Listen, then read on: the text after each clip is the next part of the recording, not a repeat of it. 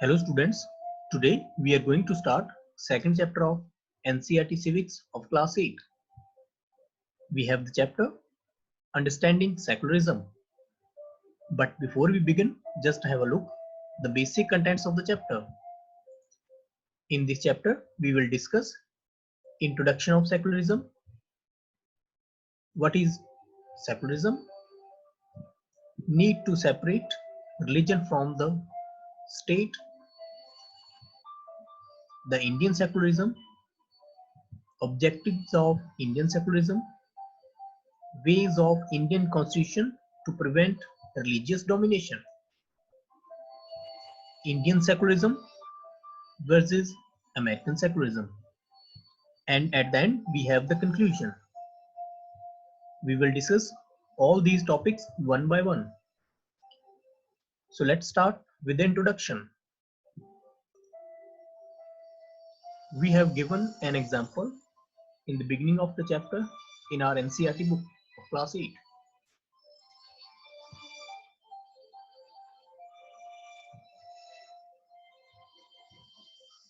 Suppose if you are a Hindu or a Muslim living in a part of the USA where Christian community is more powerful, you are being denied using your fundamental rights by the members of Christian community. No one is there to help you out. How would this make you feel?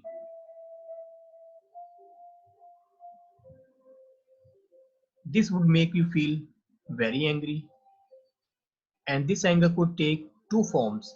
First, you might react by saying the Christians should get the same treatment in a place where Hindu and Muslims are in majority.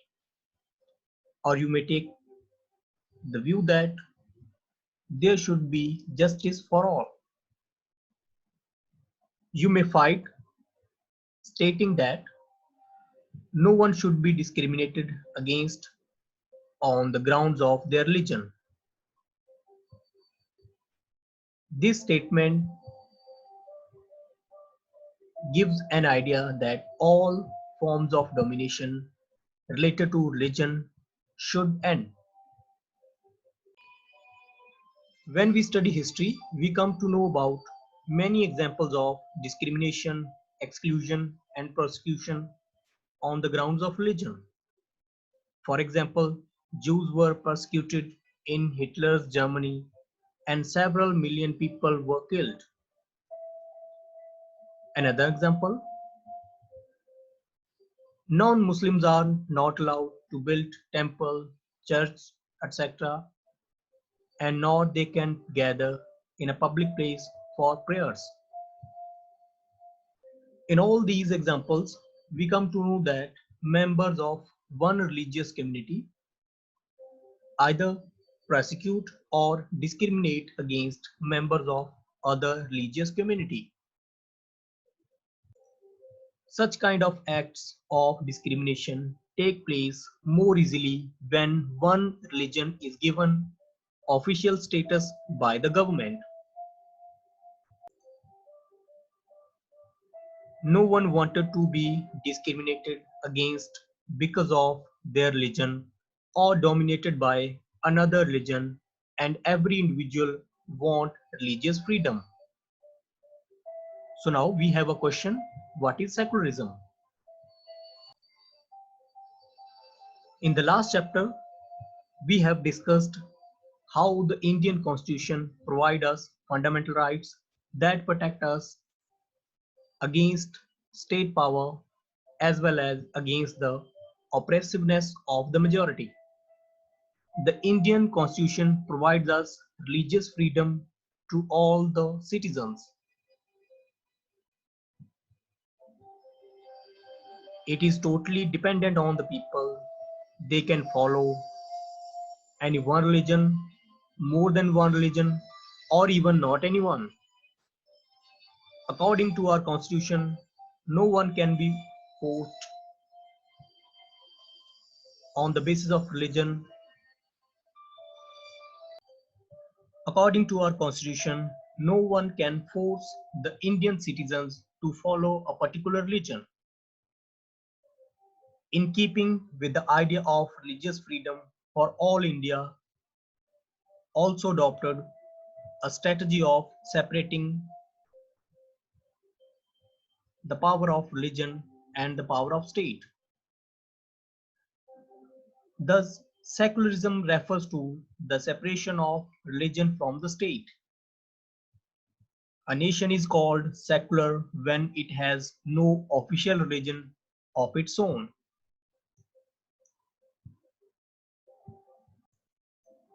It means government cannot force Indian citizens to follow a particular religion, and there is no official religion in India.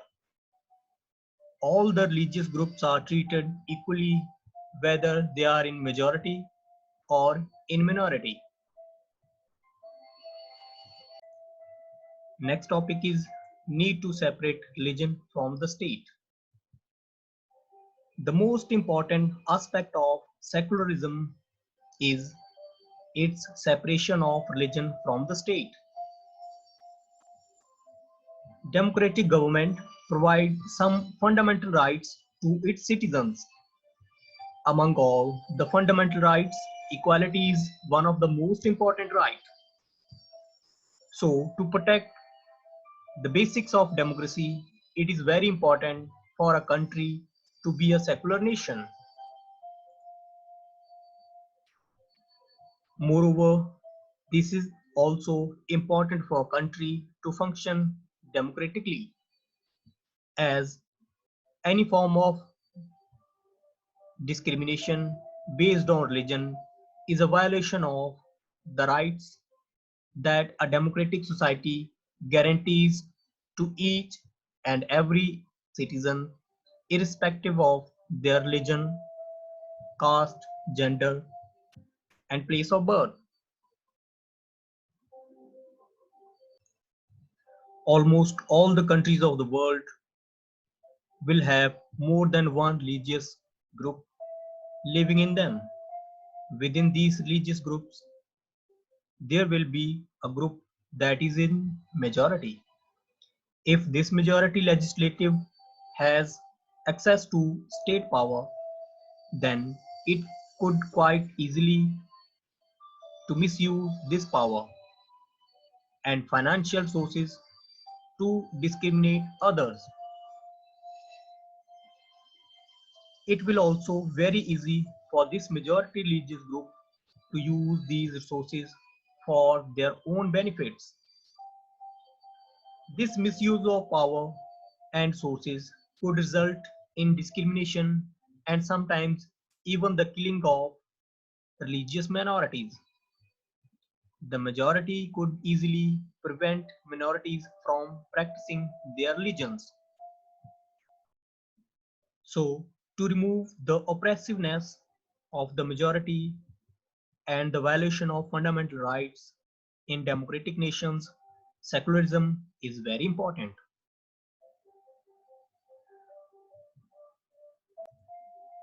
Another important reason to separate religion from the state is to protect religious freedom of the citizens.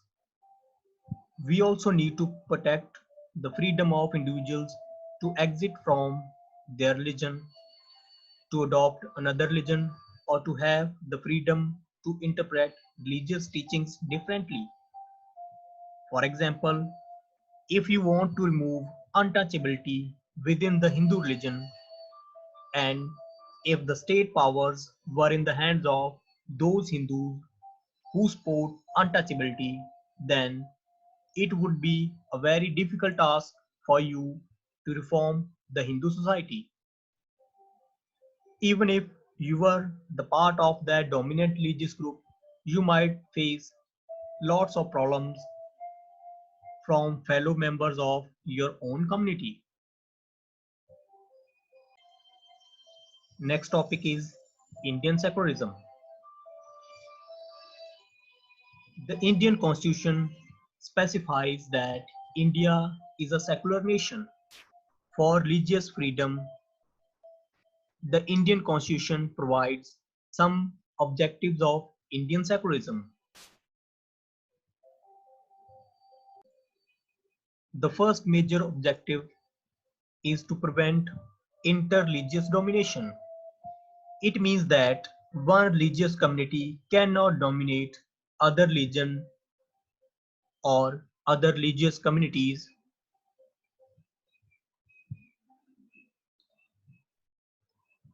If they do, it will be considered as against the law.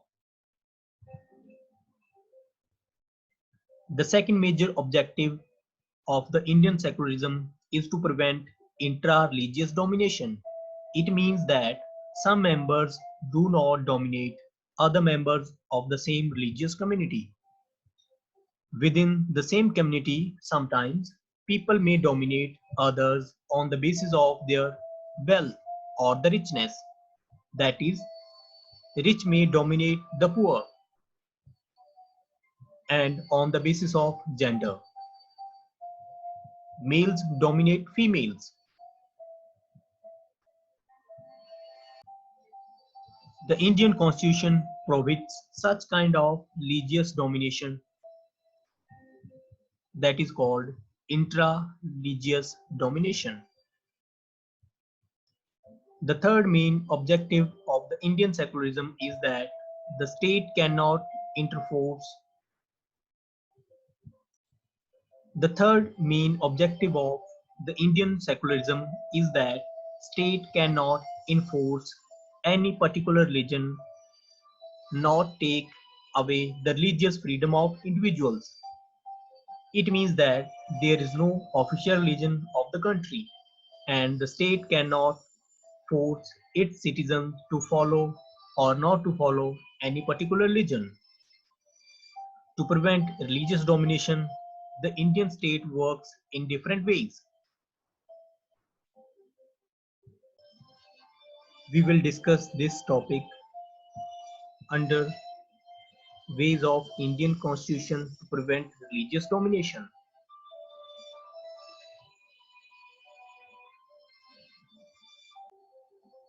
To prevent religious domination, the Indian state adopted three policies, that is, strategy of distancing itself from the religion, strategy of non-interference, and strategy of intervention. Let us discuss all these strategies one by one. First of all, it uses a strategy of distancing itself from the religion, according to which the Indian state is not ruled by a religious group and nor does it support any one religion. In India, government spaces like law courts, police stations, government schools, and offices are not supposed to display or promote any one religion. Government schools cannot promote any one religion either in the morning prayers or through religious celebrations. But this rule does not apply to private schools.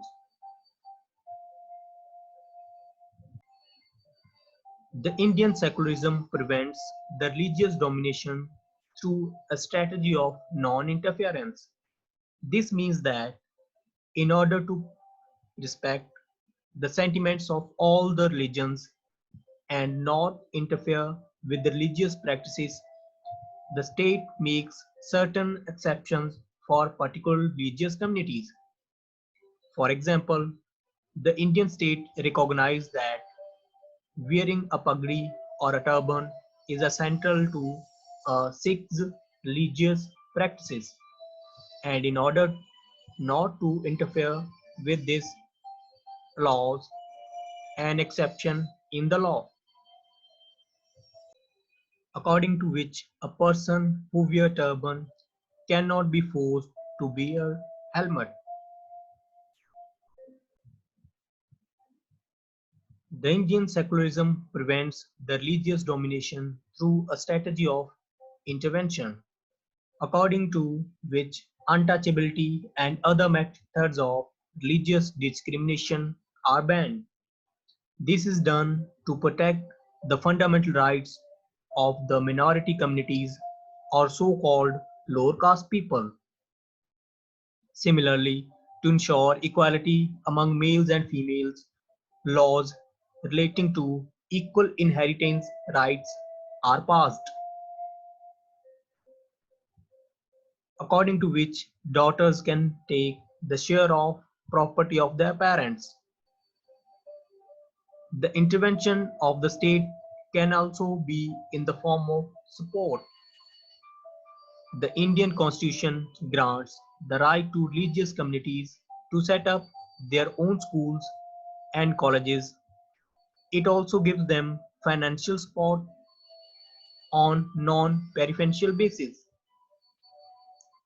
Though the Indian secularism is different from that of other democratic countries of the world.